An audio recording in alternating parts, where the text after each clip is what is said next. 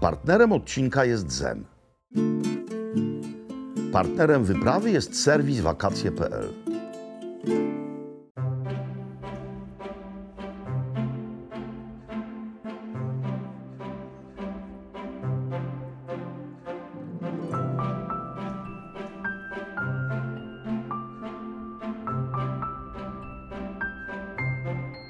Szanowni Państwo, moi drodzy, właśnie zaczynamy kolejną odsłonę naszej tureckiej epopei.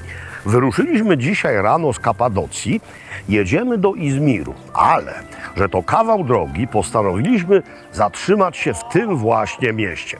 Jego pełna nazwa to Afyon Karahisar. To są tak naprawdę dwie nazwy, stara i nowa. Afyon, to ta nowsza, oznacza uprawy maku. Kiedyś się tutaj wokół tym zajmowano. A Karahisar to po turecku czarna twierdza, która rzeczywiście wielka z czasów seldżuckich nad miastem góruje. Nie jest to miejsce odwiedzane chętnie przez turystów, dlatego że turyści wybierają albo podróże samolotem, a w przejazdach autokarowych przemykają tędy. No i już widzę, że jednak nieco błądzą.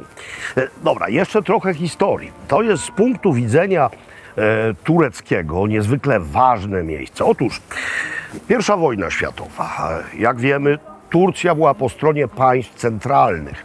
No i państwa centralne przegrały wojnę. Anglicy zajęli Istanbul. Tutaj napierali Grecy, marzyli o utworzeniu tak zwanej Wielkiej Grecji. I właśnie tutaj, pod Afionem, front się zatrzymał, a potem wojska tureckie, dowodzone przez Kemala Paszę, Atatürka, ojca wszystkich Turków, przełamały front. No i Turcja istnieje w takich granicach, w jakich ją dzisiaj widzimy. To historia, a to teraźniejszość. Witryny, które aż proszą o to, by zagłębić się kulinarnie w tym mieście. Basturma tutaj widzicie, czyli suszona wołowina, bardzo mocno przyprawiona. Spójrzcie, co tutaj się dzieje. Multum serów. Moi drodzy, takich witryn zobaczymy dzisiaj jeszcze kilka. Miasto słynie z co najmniej dwóch specjałów kulinarnych. Jednym z nich jest sudżuk. I nie myślę tutaj o sudżuku ormiańskim, czyli czymś, co ma kształt kiełbaski, ale jest wygotowanym sokiem z winogron razem z orzechami, lecz o kiełbasie.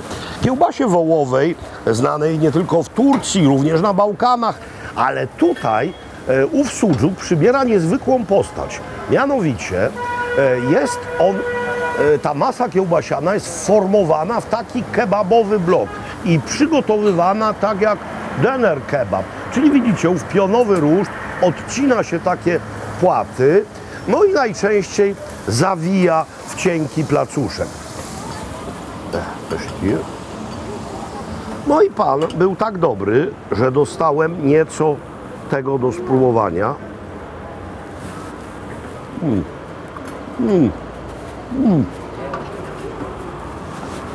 Gdyby u nas był sudżuk dener, to byłbym tego niezwykłym amatorem. No zobaczcie, jest wybór. To jest klasyka, a to jest sudżuk. I to jest rzecz, której nigdzie indziej poza tą okolicą nie spotkacie. Doskonałe. Pierwszy raz jem sudżuk w takiej postaci i to jest lepsze niż po prostu plaster, tak jak w wypadku kiełbasy. Gruby plaster zimny. Ekstra.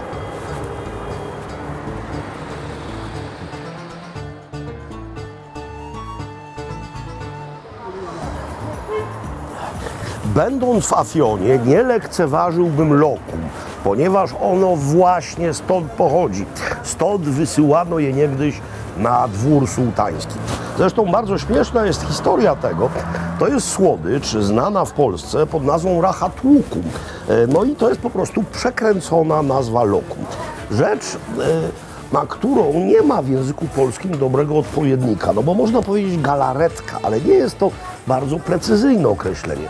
Tak naprawdę sama istota jest bardzo prosta, bo chodzi o wodę, cukier i skrobię.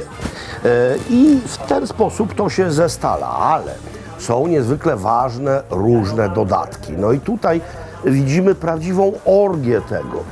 No popatrzcie, orzechy, pistacje, suszone owoce, mnóstwo różnych rzeczy. Olejek różany, wersje oblewane czekoladą, soki owocowe. Jest też nowoczesna, niezwykle popularna forma, mianowicie lokum dubajskie z pistacjami.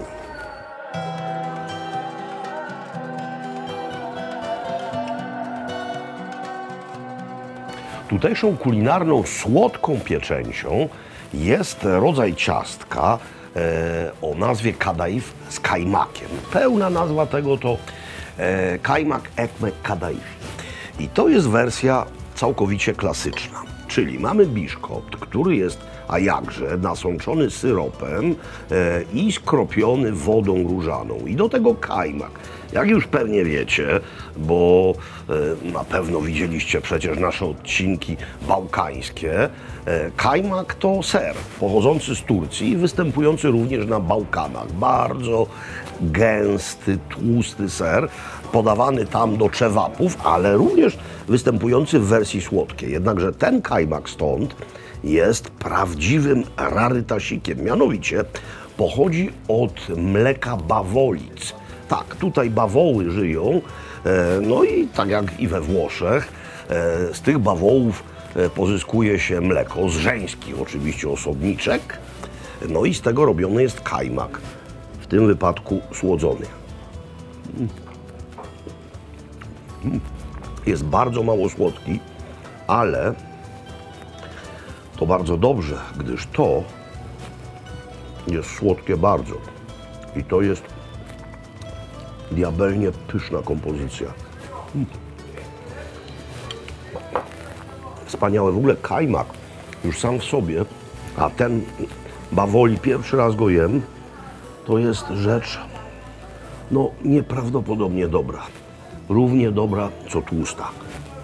Ponieważ jesteśmy w regionie, przepraszam, przełknę, a w zasadzie to mi się rozpuści. Jesteśmy w regionie słynącym z owoców. Jednym z tych owoców są wiśnie. Notabene wiśnia po turecku to wiśnia. Wiśnia. No i mamy taki biszkopcik nasączony syropem wiśniowym. Mamy wiśnie kandyzowane i mamy kajmak.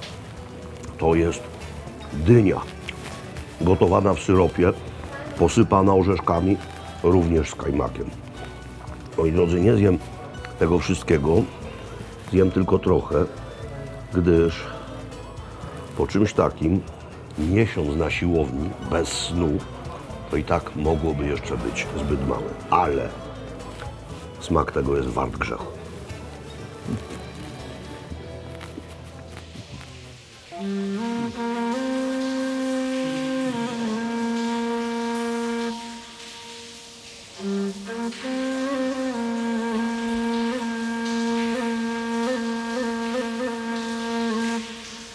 Wybraliśmy postój tutaj jeszcze z jednego powodu. Otóż wszyscy w Turcji wiedzą, że Afjon jest to termalne centrum kraju. Biją tu gorące źródła i wokół tych gorących źródeł, które ujęto w baseny, postawiono hotele, które oferują różnego rodzaju zabiegi spa, bardzo luksusowe. Ja kąpałem się już w termalnym basenie, w tej chwili leżę na takim marmurowym, nie katafalku, na marmurowej podgrzewanej płycie, gdyż jestem w hammamie, czyli w tureckiej łaźni. W tymże hammamie najpierw muszę się na tym nagrzać, co nie jest specjalnie trudne, bo to bez ręczniczka już mnie parzy, po prostu wpięty i parzy mnie w dłoni. Kiedy człowiek się nagrzeje, idzie na chwileczkę do sauny parowej, a następnie oddaje się w ręce pana tellaka. Pan tellak to nazwa profesji, hammamowej profesji.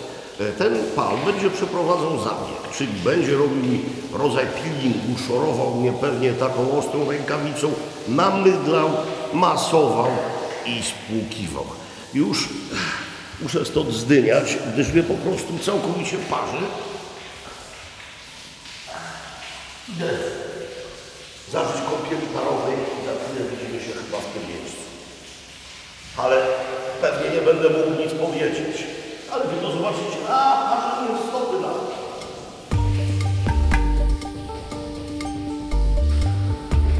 Cysarz to ma klawerzycie oraz wyżywienie klawer. No, cysarz to ma, ale sułtan, ten to dopiero ma klawerzycie. Niewiarygodna przyjemność. Genialna sprawa.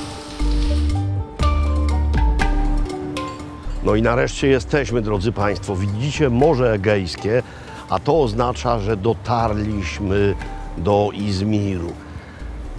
Legendarna Smyrna, starożytne miasto, stare, że ja cię nie mogę. XII wiek przed naszą erą, wojna trojańska, potem plemiona greckie rozchodzą się po tej części Azji Mniejszej. No oczywiście najlepsze miejscówki są nad morzem i tutaj w X wieku przed Chrystusem zakładają Smyrnę. I właśnie teraz my tu jesteśmy. To jest dzisiaj wielkie miasto. To jest miasto, które liczy sobie mniej więcej 4,5 miliona mieszkańców. I oczywiście jesteśmy w sercu tegoż miasta, no bo serce tego miasta to morze. Ale najpierw musimy pojechać w głąb, w jednej niecierpiącej zwłoki sprawie.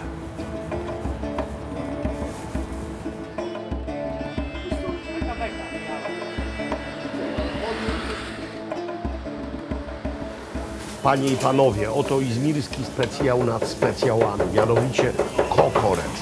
Kokorecz, czyli jagnięce jelita, jelita cienkie, które najpierw są czyszczone, następnie nawijane na takie rożna, pieczone nad ogniem, a gdy są upieczone, są siekane i podawane. I to właśnie za chwilę będzie naszym udziałem. Tłumy wielkie, bo to jest miejsce bardzo znaczące. Naprawdę niewiele miejsc specjalizuje się w tym przysmaku, a jesteśmy podobno najlepsi.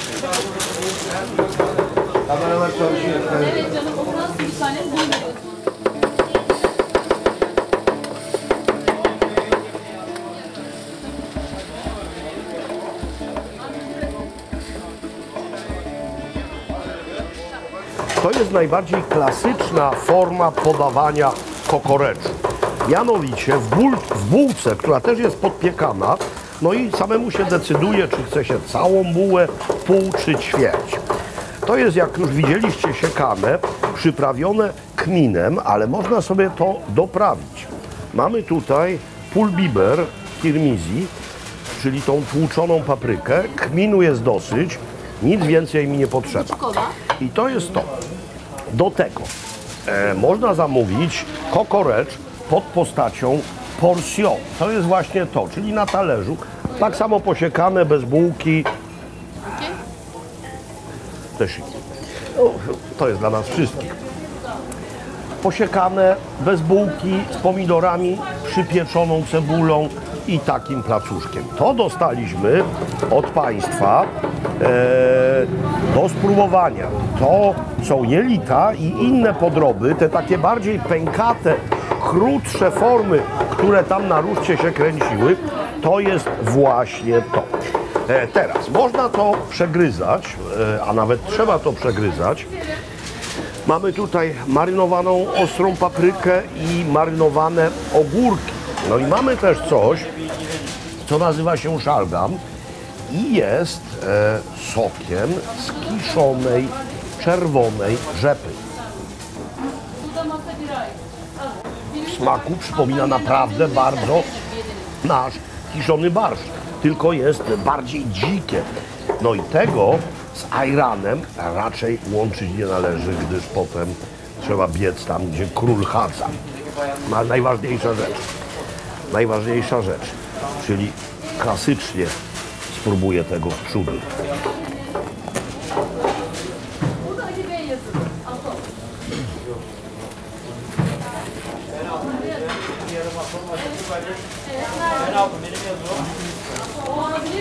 Ali Bey bak masa 13'te mi? To jest absolutnie wspaniałe.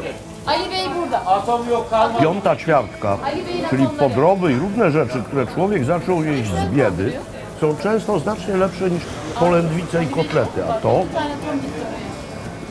Hep takip edeceğim onu da bilmiyorum.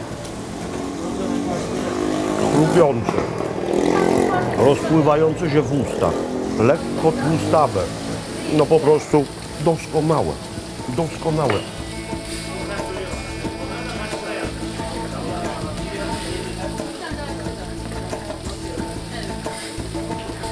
Starożytność miasta nie oznacza, że odnajdziemy tutaj kwartały, które całkowicie przeniosą nas w przeszłość. Pamiętajmy o burzliwej historii Smyrny wel Izmiru, albo też Izmiru wel Smyrny. Pamiętajmy o trzęsieniach ziemi, to jest strefa sejsmiczna. No więc tutaj to wszystko się zmieniało, więc nie ma tak, że jest jakaś jedna część, która wygląda jak 500 czy też 300 lat temu. Są bardzo cenne rzeczy, ale one są tak trochę rozrzucone. Właśnie zmierzamy w kierunku skarbczyka z miejscową dawną architekturą.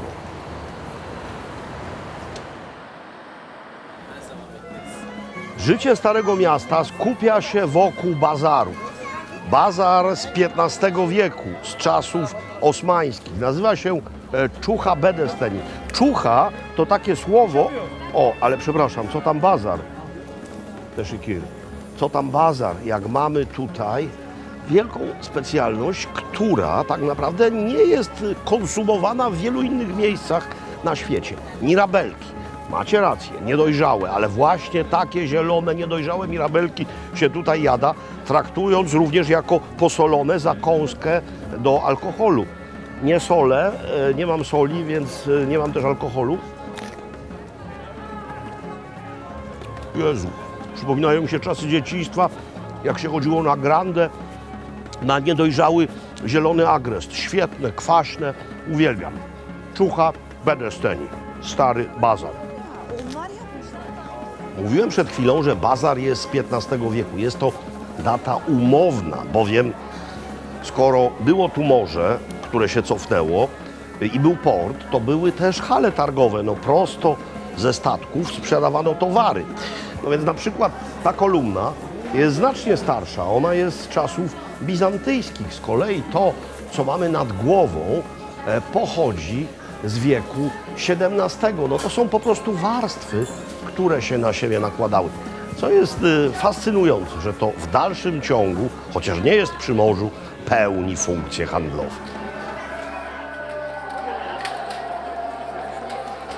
Oto dziedziniec bazaru.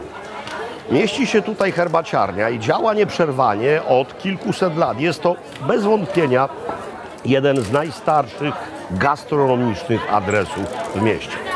Izmir uchodzi za najbardziej kosmopolityczne miasto w całej Turcji. Choć tak naprawdę dzisiaj miasto zamieszkują głównie Turcy.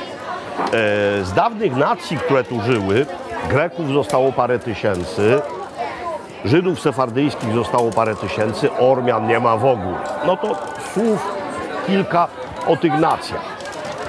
Grecy żyli tu od niepamiętnych czasów. Po I wojnie światowej armia grecka zajęła Izmir. Próbowano wcielić w życie ideę tak zwanej Wielkiej Grecji. W roku 1922 wojska tureckie pod dowództwem Kemala Paszy odbiły miasto z rąk greckich, ustalono granice i nastąpiła wymiana ludności. Czyli Turcy, którzy zamieszkiwali niegdyś Wyspy Greckie, czy też Bałkany, przyjechali do dzisiejszej Turcji, a Grecy stąd i nie tylko stąd, wyjechali do dzisiejszej Grecji. Ormian nie ma tu już w ogóle. W roku 1915 oskarżono Ormian o sprzyjanie Rosjanom. Turcja osmańska i Rosja były po przeciwnych stronach barykady w czasie I wojny światowej. I rząd osmański zastosował wobec nich odpowiedzialność zbiorową, wobec narodu. Doszło do rzezi Ormian. Ci, którzy przeżyli, zostali wygnani na pustynię w dzisiejszej Syrii, w dzisiejszym Iraku.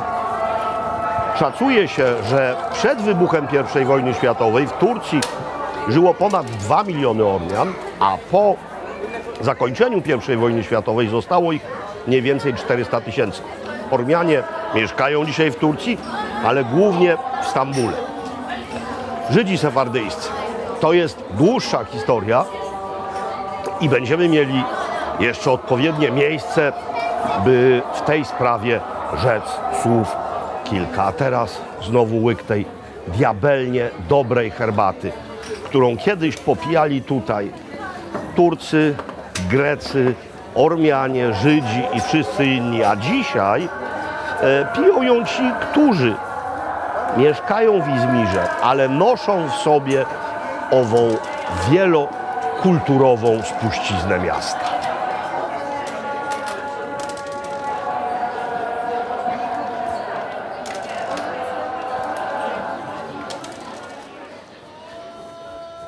Niejako częścią bazaru jest meczet Hisar, pochodzący z końca XVI wieku. Został on postawiony już w czasach osmańskich, w czasach bizantyjskich. Tutaj był kapitanat, bo morze wówczas sięgało znacznie dalej. No więc jeszcze króciutko historia miasta. W pigułeczce obiecuję. Więc mamy starożytnych Greków, potem mamy Rzym, potem mamy Bizancjum, potem nie od razu Turcy osmańscy. Wcześniej byli Seldżuccy, ale oni tu nie dotarli. Otóż Izmir, Smyrnę, zdobył Timur Kulawy. Timur Kulawy, odłam armii Dżingis Hana, ale Timur nie pochodził z ludu mongolskiego. Pochodził z terenów dzisiejszego Uzbekistanu, więc są to ludy z plemion tureckich. No i Imperium Timura, potem dopiero Osmanie.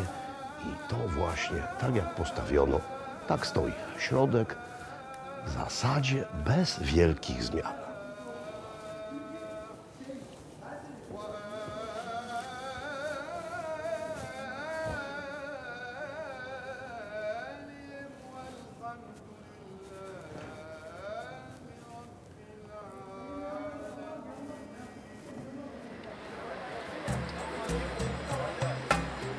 Słynne posypane sezamem precle sprzedaje się tutaj na każdym rogu. One w całej Turcji nazywają się simit, a tutaj w Izmirze nazywają się gevrek.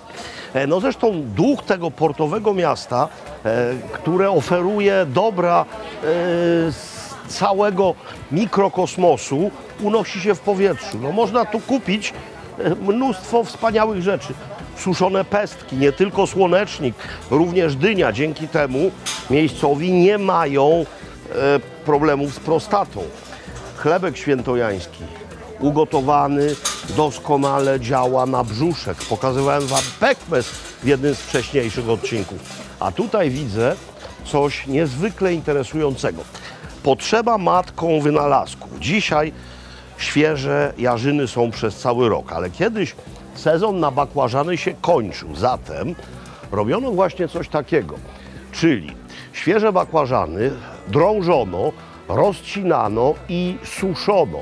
Następnie, kiedy nie było świeżych, brało się takie bakłażany, moczyło, nadziewało i dusiło albo gotowało. Co bardzo ciekawe, to jest sprzedawane w czymś w rodzaju drogerii. Są tu nie tylko zioła, nie tylko ostra papryczka, ale również gąbki, również różne pachnidła.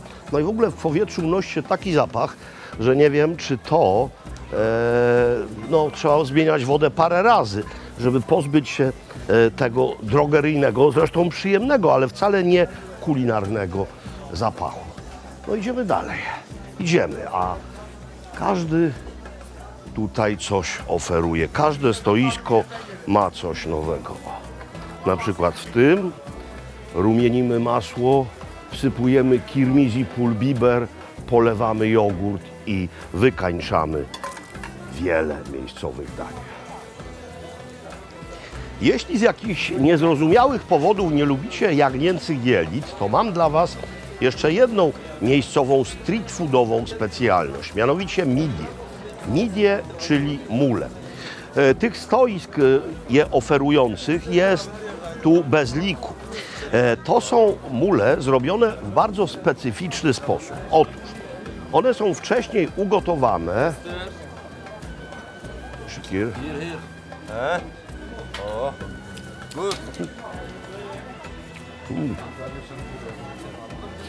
One są wcześniej ugotowane.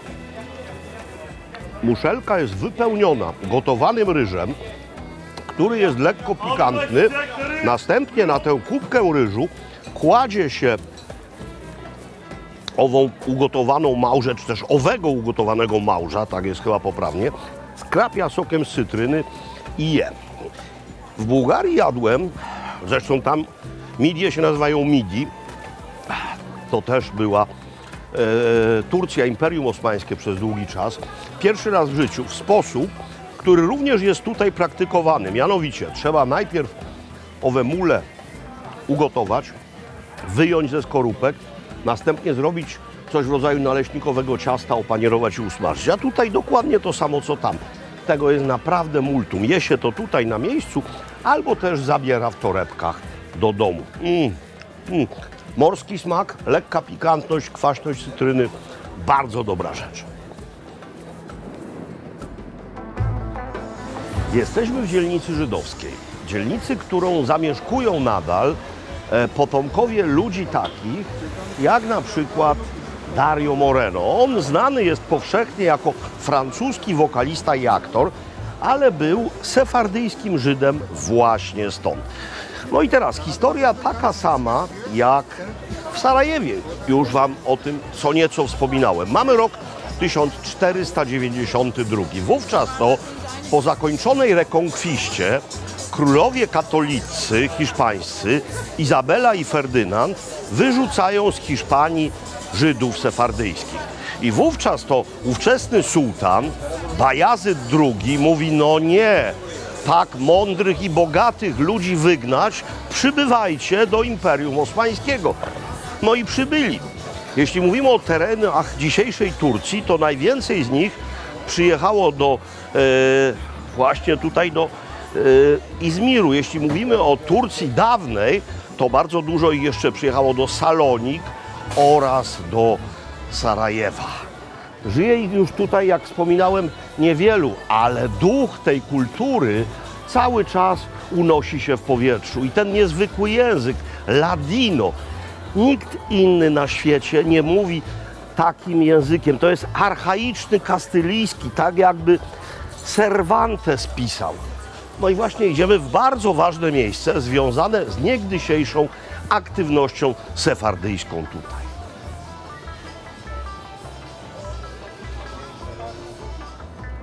Wyjechaliśmy na górę windą ufundowaną w roku 1907 przez niejakiego pana Lewiego, miejscowego przedsiębiorcę i filantropa, który za własne pieniądze postawił to urządzenie wówczas hydrauliczne, napędzane wodą morską, aby nie trzeba było pokonywać 150 schodów do górnej części miasta. Winda nadal działa i nadal można stąd miasto podziwiać. To miasto można podziwiać przez wiele dni, z wysoka, z niska, ze wszystkich stron. Kącik partnerski. A teraz kilka słów o naszych partnerach. Partnerem tego odcinka są karta i aplikacja Zen. Zen to bardzo użyteczna karta wielowalutowa, która się doskonale sprawdza podczas najdalszych wojaży, ale również doskonałe narzędzie do użytku w kraju, gdyż oferuje cały szereg benefitów, czyli na przykład tak zwanych cashbacków, czyli zwrotów gotówki, albo też przedłużoną gwarancję, jeśli przy jej pomocy kupi się sprzęt elektroniczny. Jeśli założycie konto Zen Pro i użyjecie hasła Makłowicz, będziecie mogli się nim cieszyć przez 150 dni gratis. Partnerem naszej wyprawy do Turcji jest serwis wakacje.pl. Turcja to niezwykle popularny wśród rodaków kierunek wakacyjny i trudno się temu dziwić. Po pierwsze, niezwykle korzystne połączenia. Czartery, 2,5 godziny lotu, wiele miast w Polsce, kilka odlotów dziennie. Po drugie, wielki, wspaniały kraj, jakże różnorodny. Różne możliwości wypoczynku, albo leżenie na plaży, czy też śródziemnomorskiej, czy też egejskiej, albo zwiedzanie niezwykle fascynującego interioru. W aplikacji wakacje.pl w sposób niezwykle wygodny, poprzez kilka kliknięć, znajdziecie setki ofert różnych biur podróży. Od Was tylko zależy, którą wybierzecie. Turcja poleca się Waszej uwadze. Koniec kącika partnerskiego. Jesteśmy w tej chwili mniej więcej kilometr od miasta Seldżuk. To z kolei mniej więcej godzina jazdy od Izmiru. Z czego słynie Seldżuk? No słynie na przykład z doskonałej jakości brzoskwiń, ale słynie jeszcze z czegoś jednego. To właśnie tutaj mamy ruiny Efezu. Efezu, czyli jednego z najwspanialszych starożytnych miast. Zresztą, będąc w Izmirze, mamy kłopot bogactwa, bo musieliśmy zdecydować. Mniej więcej w takiej samej odległości mamy Efes i Pergamon. Co tu wybrać? Nigdy nie byłem w Pergamonie, nigdy nie byłem w Efezie, ale że byłem w Berlinie i byłem w Muzeum Pergamońskim, to postanowiłem przyjechać do Efezu, bo z Pergamonem już jakiś kontakt miałem. No i to jest właśnie Efes. Ogromna przestrzeń. Będę po kolei nieco Wam opowiadał. Miasto założono w X wieku przed naszą erą, a zrobili to Grecy jońscy. Urosło z czasem do takiej rangi, że przewodniczyło całemu jońskiemu związkowi. Z tamtych czasów najsłynniejszy obywatel Efezu to Heraklit, Pantarei, wszystko płynie. Tutaj mamy Odeon, to nie jest teatr jako taki, to był budynek zadaszony i tutaj na przykład zbierali się rajcy miejscy. Jesteśmy na ulicy, która w tym miejscu była odkryta, ale te kolumny to był bardzo sprytny system zadaszenia. One podtrzymywały dach i tutaj chodziło się niejako w cieniu, bo słońce bywa tutaj palące. No więc czasy greckie niezwykle ważne, ale największą swoją świetność miasto przeżyło w czasach rzymskich. O tym opowiem w nieco innym miejscu. Chcę tylko od razu powiedzieć na wstępie, że kiedyś to było miasto portowe. Ono miało dostęp do morza. Teraz morze się cofnęło i nad samym morzem nie leży. Wyobraźcie sobie te wszystkie kolumny, nad tym dach i tutaj przechadzają się elegancko owinięci Grecy i elegancko zawinięte Greczynki. Wszyscy lekko wzdęci od bobu i fasoli, bo wtedy tym się głównie obżerano, ale rozprawiają o różnych ważnych rzeczach tego świata. Pantarei, drogi panie. Nie, ja się z tym nie zgadzam. A jednak Pantarei. Tako przecież rzecze nasz obywatel Heraklit. Niemal od samego początku miasto związane było z kultem Artemidy i tutejsza świątynia Artemidy zaliczana była do 7 starożytnych cudów świata. Ale największy rozwój Efezu to czasy rzymskie, I i II wiek po Chrystusie. Wówczas było to ogromne miasto, 200 000 mieszkańców, tak się szacuje. No i miasto pełną gębą, z różnymi udogodnieniami, na przykład centralne ogrzewanie. Takimi rurami do domostw płynęła para gorąca. Był oczywiście akwedukt, były łaźnie. No było wszystko, czego ówczesne miasto potrzebowało. Publiczna toaleta, czyli latryny. Miejsce było kiedyś zadaszone. Tutaj mamy ówczesne muszle klozetowe i deski. Siadało się tutaj, tamtędy spływały nieczystości. tutaj płynęła czysta woda, mieli takie szczotki, brali te szczotki i po prostu myli sobie pupę, a następnie można było dokończyć czynności ablucyjnych tu, w tym miejscu. Tu był taki wielki basen, zatem po wstępnym umyciu się można się było jeszcze domyć w tym właśnie basenie. Jak mówię, to wszystko było pod dachem, naraz tutaj mogło z tegoż przybytku korzystać kilkadziesiąt osób. Idąc ulicą Kuretów, czyli kapłanów, którzy odpowiadali za wieczny ogień, przechodzi się przez bramę Herkulesa Heraklesa. Na tych postumentach były w tamtych czasach ustawione posągi. Zachowała się resztka tego, to Androklos, słynny lekarz, założyciel miasta. A całość owej wspaniałej panoramy wieńczą resztki biblioteki, resztki.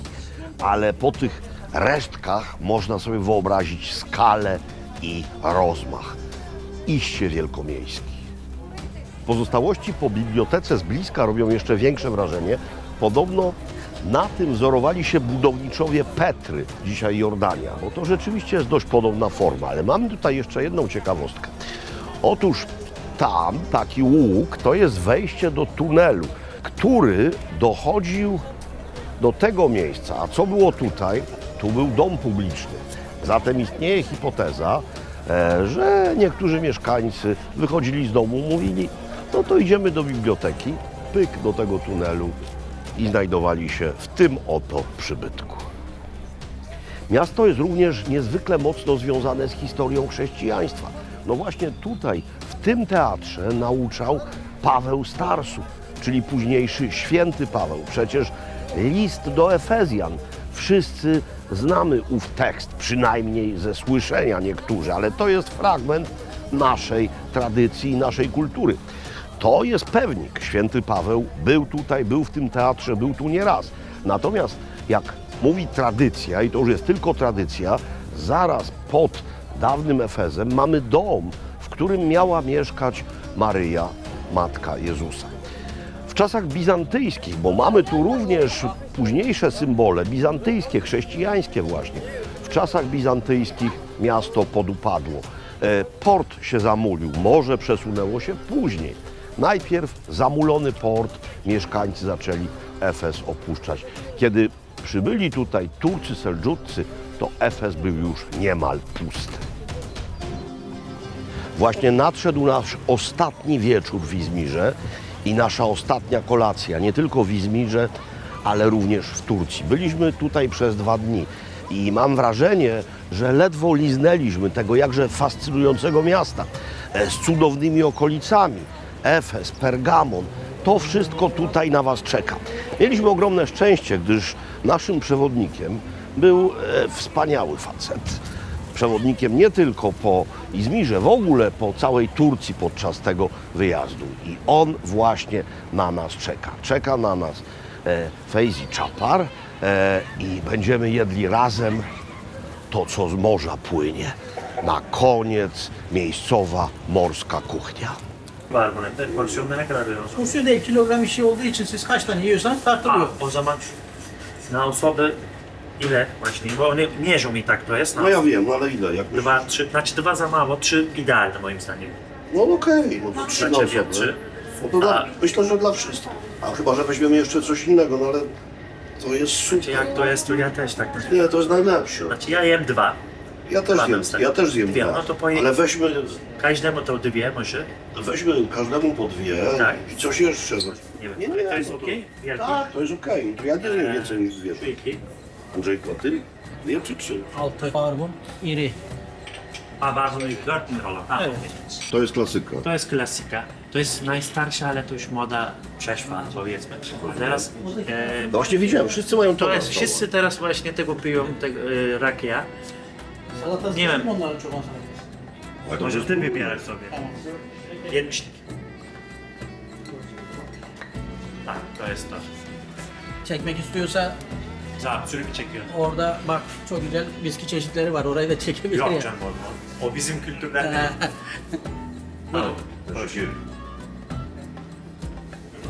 Feyzi, nie każdy, kto ma żonę Polkę, mówi tak wspaniale po polsku jak ty. Uczyłeś się sam? Żona cię uczyła? Nie, to bardziej żona też mnie nauczyła, ale też starałem się trochę. sam, a ogólnie ona mnie nauczyła. Nie, no ale mówisz wybornie po prostu. Dziękuję Wybornie, bez studiów polonistycznych. Mamy mezę na początek. Od Tak. czego byś zaczął? Co proponujesz, żeby kolejność była Skoro właściwa? jesteśmy w Izmirze, Izmir ma taki przydomek, Güzel Izmir, czyli piękny Izmir. Nie tylko miasto piękne, w ogóle owoce Jedzenie morza, też piękne. jedzenie bardzo dobre. Ja pozwolę sobie nakładać właśnie szparagi morskie, tak zwane deniz börülcesi po turecku. Solirut to jest. Tak, Solirut. A to solirut. ja ci też coś nałożę. Co chcesz? To ja cię zostawiam. Ciebie zostawiam właśnie. To Nie, no. może być okej, karczą. Dobra, karczochy, bo mamy karczochy tutaj w sosie musztardowym i mamy serca karczochów nadziewane również tymi morskimi szparagami. Odrobinkę tego. Mój drogi, ja chciałem... przepraszam, chciałem najpierw potwierdzić twój wybór. Cudowne. Ja to często zrywam, w Dalmacji rośnie. To jest lekko podduszone i marynowane w oliwie. Wspaniałe. Tak. Moi drodzy, myśmy parę razy dzięki temu dżentelmenowi trafili w miejsca najlepsze. Chciałem Ci niezmiernie podziękować w imieniu własnym, w imieniu wszystkich, którzy nas oglądają. Bez Ciebie nasza podróż nie byłaby tak pełna, jak jest. Super, ja również dziękuję. Dla mnie też to zaszczyt po prostu, że ja z Tobą, całą ekipą ponad tydzień czasu po całej Turcji prawie jeździliśmy i wiele widzieliśmy, zwiedzaliśmy pięknie właśnie, różne jedzenie sobie spróbowaliśmy, lokalne jedzenie. Przeróżne. Ja również dziękuję Przeróżne, bardzo. od flaków jagnięcych, Tak. na które byśmy sami nigdy nie trafili, po takie wyrafinowane historie jak karczochy i morskie Tak. szparagi. Mój drogi, jeszcze raz serdeczne dzięki i my już jesteśmy umówieni na kolejny wyjazd nad Morze Czarne, Tak. na turecką herbatę. Tak jest. Jeszcze raz. Dziękuję. Na zdrowie i şerefe. Teşekkür, şerefe i teşekkür. Rica ederim.